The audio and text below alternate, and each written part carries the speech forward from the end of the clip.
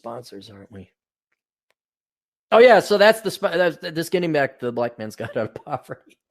By the way, guys, did you want to get out of poverty?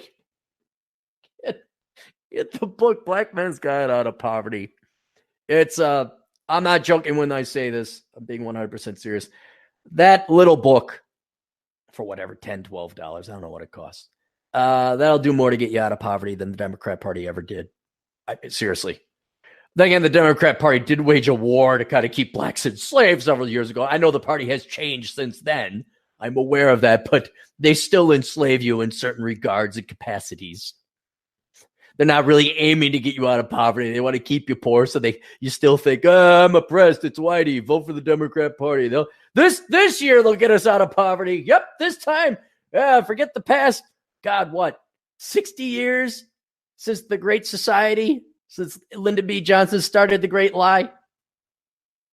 You know, it's been 65 years, but the 66th year, this time the Democrats are going to get us out of poverty. I have a suggestion, just a suggestion.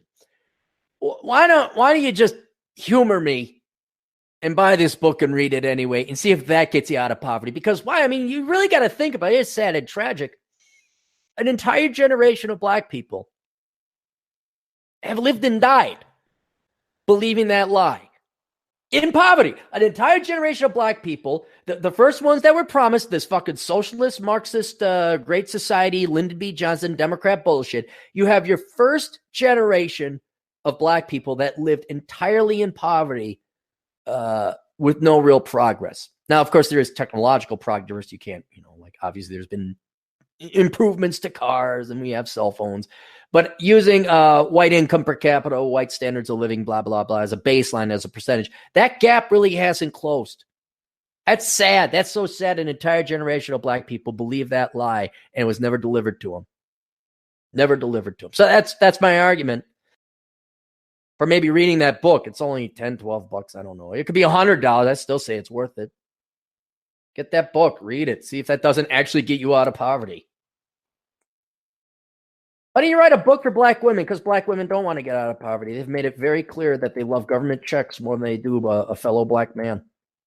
They have made it painfully clear that they prefer the government. They prefer the state over a fellow man. They don't want husbands. They want a government check. Not all. Yes, not all. Erica's Classy Climb. Look her up.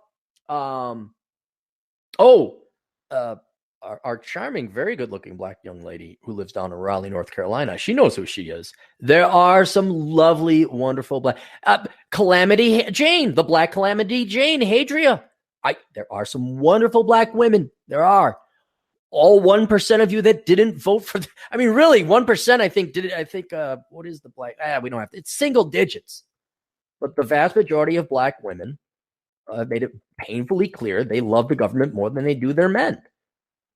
And I got to sell it to something. I got to have a market to someone, and trying to sell the love of a black man and a nuclear family, independence, and capitalism to black women is like trying to sell sand to the Saudis. They want to get it. I don't need it. No, they've made their choice. They've made their bed. Why can't I find a man? Never mind. I don't know why. Because of George Bush. He killed them all. George Bush, yes, that's why. Deep conspiracy theory.